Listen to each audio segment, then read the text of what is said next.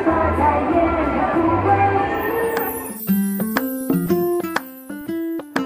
ayan guys, nasa KLCC Mall tayo. Solo tayong gumagala ngayon dahil wala yung asawa ko nasa Vietnam.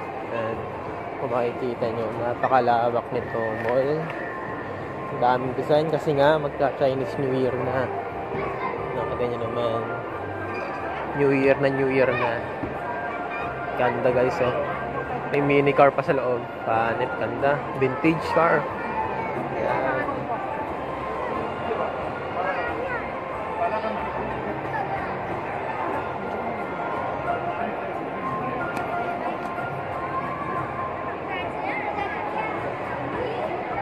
So yung mga kapangga, samahan nyo pumasok dyan sa shop na yan. At yan si ate, papasok na kasi may napansin ako dyan pagkain naka-display.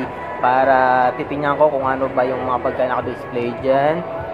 Pero alam ko hindi yan tunay. Pero tingnan pa rin natin. At yan, napakadaming pagkain. No? Yung mga seafoods, fish, may mga lumpia. At si ate, tamang video lang. Oh, diba?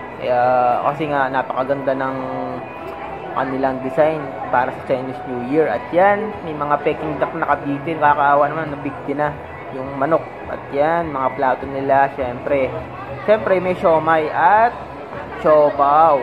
Pag Chinese talaga, hindi mawawala yan.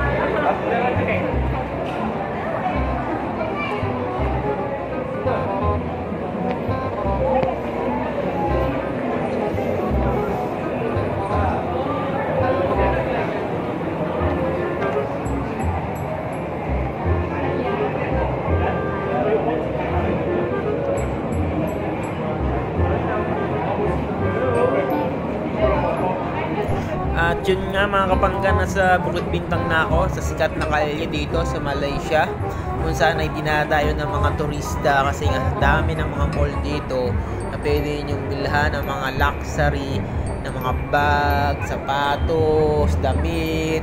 Nandito na ang Louis Vuitton, Gucci, at maraming pang iba, etc. At yan, mapapansin nyo, napakaraming tao. At paliban na rin ako ng kalsada. At yan, nakikita nyo na yung tatak na Louis Vuitton. Sa labas pa lamang, makikita nyo na. At yan ang Pavilion Mall. Sikat yan dito kasi nga halos ng paninda nila dyan o shop dyan, puro branded talaga. Wala kayong makikita ang hindi branded.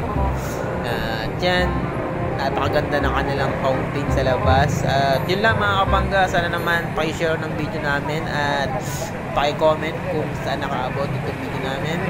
At yun lang.